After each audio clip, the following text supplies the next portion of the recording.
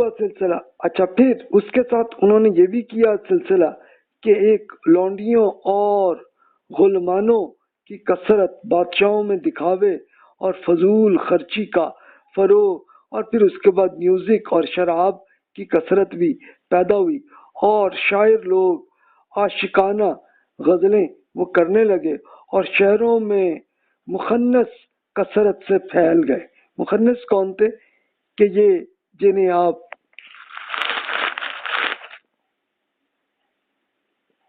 جو مردوں اور خواتین کے درمیان جو ہوتے ہیں، جنہیں آپ کہتے ہیں کہ آغا خانی کہ سوری یہ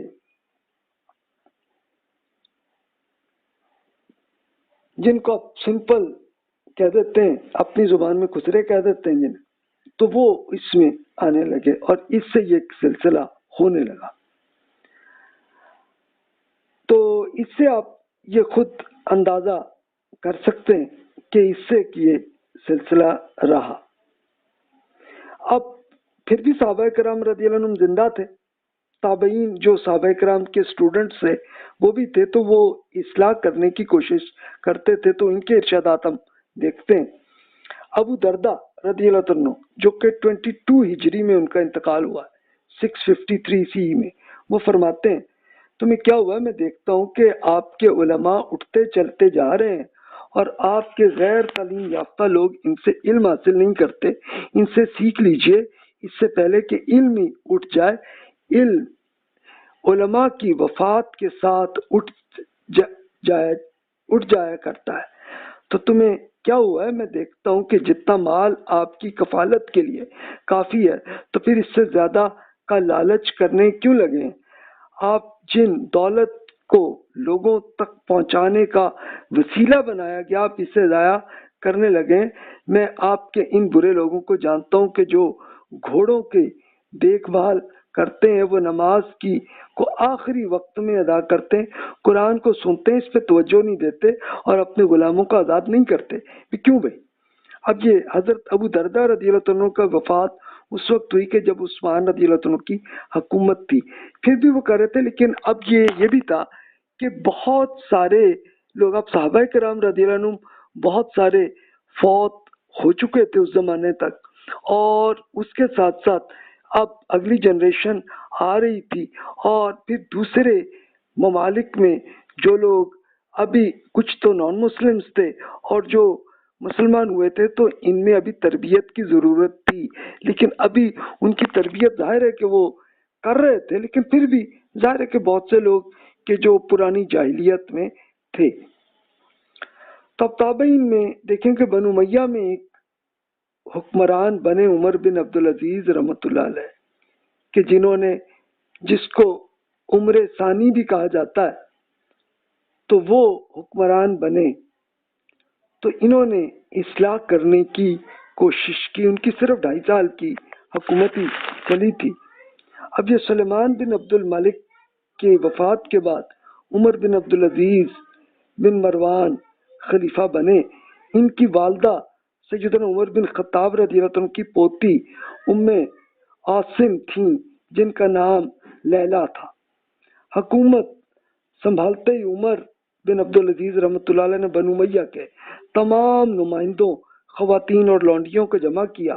انہوں نے زبردستی شادی کی اور خواتین کو طلاق دلوائی اور شاہی خاندان کی لونڈیوں کو آزاد کر دیا. اچھا، یہ طلاق کیوں کروائی؟ کہ زبردستی جن خواتین سے زبردستی شادی جن بنو امیہ کے لوگوں نے کی ہوئی تھی، ان سب کو آزاد کروایا.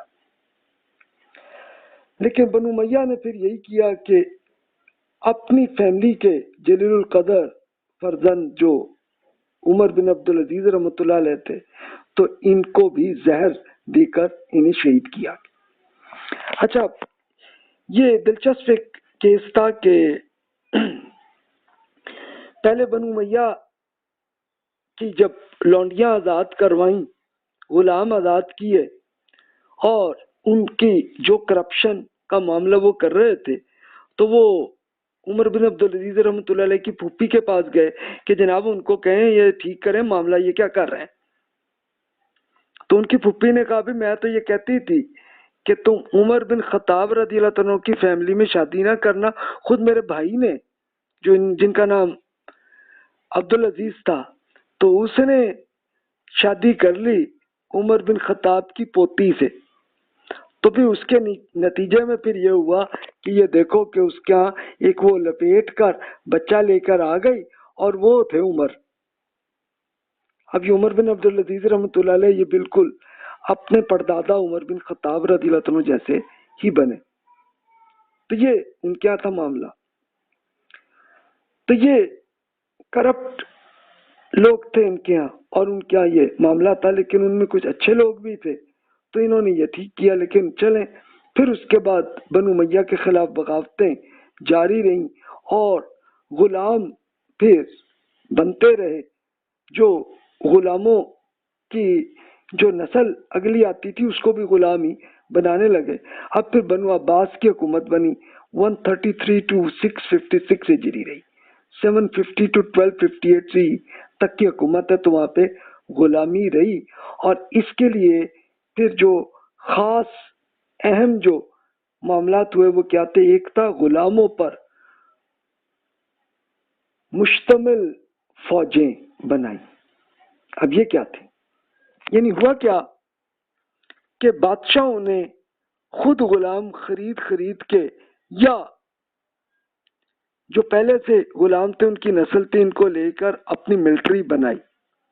پھر ایک کام یہ کیا کہ بادشاہوں اور امراء کے حرم بھی بنائے. یعنی حرم کیا بنائے کہ بادشاہ یہ کرتے کہ جناب بہت ساری خوبصورت لونڈیوں کو جناب لیتے اور اپنے حرم میں رکھتے، یعنی اب ان سے اپنا سیکسول فائدہ اٹھاتے. پھر مخنث غلاموں پر پولیس بھی بنائی. اچھا اب خواجہ سرا جو بنتے، ایک تو ہوتے نا نیچرل خواجہ سرا، وہ تو بہت کم ہوتے ہیں. یعنی ہونا کیا کہ غلام لڑکوں کو بچپن سے ہی آپریشن کر کے اور ان کو خواجہ سرا بنا دینا. اور پھر ان کی پولیس کیوں بنا لی؟ اس لیے کہ یہ بادشاہ اور بڑے بڑے جو جاگیردار اور جو بنے تو وہ اپنے اندر، اب ظاہر ہے کہ جو مردوں میں بھی کام کریں خواتین میں بھی کریں، تو یہاں سے لے کے یہ ایک باقاعدہ پولیس اس میں بنا لینی. فوجی جاگیرداری کا نظام ایک یہ بنا اور جاگیرداروں نے بھی پھر یہی کام کرنا شروع کیا جو بادشاہ کرتے تھے. پھر بادشاہت کی تقدس کا ایک یہ نظریہ بھی کیا کہ جناب یہ بادشاہ تو خدا کا جناب یہ بادشاہ اس کو بنا دیا، اب اس کی عقیدت کرو. تو یہ سلسلہ ہوا.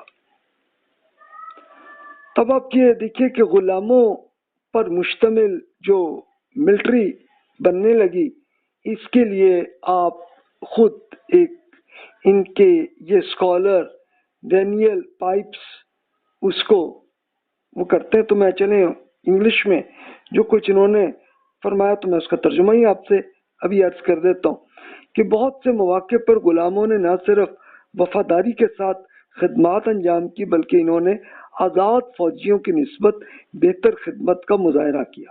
اس کی وجہ یہ تھی کہ وہ فوج میں آنے سے پہلے شدید غربت کا شکار تھے اور فوج انہیں بہترین زندگی فراہم کرتی تھی. وہ آسانی سے فوج زندگی کی مشکلات میں اپنے آپ کو ایڈجسٹ کرنے اور خراب مٹیریل کو بہتر انداز میں استعمال کرنے کی صلاحیت رکھتے تھے. سویلین مفادات کی سیاست سے وہ آزاد تھے تو ایک طویل لازمی فوجی خدمات کو قبول کرنا ان کے لیے تو بہت زیادہ مشکل کام نہیں تھا، بلکہ ایک اطاعت کرنا وہ کرتے تھے اور پھر ایک ڈسپلن کو بہتر سمجھتے تھے، بہادری سے لڑتے تھے اور آزاد ہونے کی خواہش بھی ان میں آ جاتی تھی. تو مختلف موسموں میں بآسانی ایڈجسٹ ہو جاتے تھے اور سخت محنت کی عادی رکھتے تھے اور پھر بہتر طریقے سے جنگ بھی وہ کر لیتے تھے اور پھر اس کے بعد قابلیت کی جوہر دکھانے کے ساتھ ساتھ انہیں آزاد بھی کیا جاتا تھا. اب اس کے لیے کیا کرنا کہ افریقہ اور وسط ایشیا کے بچوں کو پکڑ کر یا ان کے والدین سے خرید کر لے لیتے تھے. تو اس طرح سے یہ اس میں معاملہ آتا تھا. ابن خلدون اس علاقوں کے رہنے والوں کو وحشی قرار دیتے تھے. یعنی ابن خلدون نے ایکچولی ہسٹری کی بک لکھی اور انہوں نے ایک سوشل سائنسز کے ایسے ماہر بنے کہ وہ ان کو سوشیولوجی کے پہلے ریسرچر کہا جاتا ہے. تو انہوں نے پوری سچویشن کو یہ دکھایا اور اس کے معاملات ایسے بنتے چلے گئے.